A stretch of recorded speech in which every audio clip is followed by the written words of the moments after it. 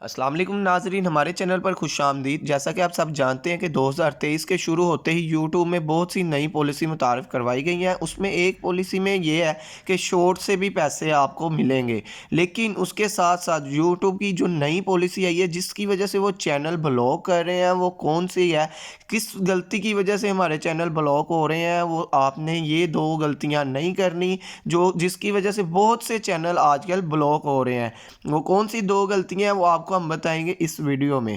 تو ناظرین، آپ مکمل ویڈیو دیکھیے گا اور اپنے چینل کو بلاک ہونے سے بچائیے گا ان دو باتوں پر عمل کر کے۔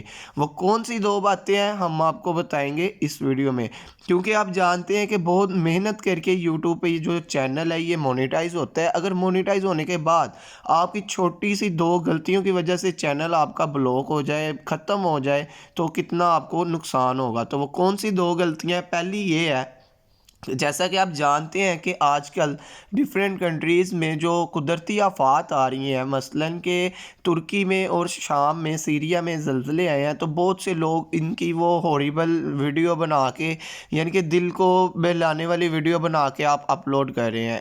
آپ ایسا نہ کریں، بلکہ دعا کریں کہ اللہ تعالیٰ سب کو یعنی کہ اپنے حفظ و امان میں رکھے۔ تو ایسی ویڈیو آپ نہ بنائیں، اس وجہ سے بھی آپ کا چینل بلاک ہو رہا ہے۔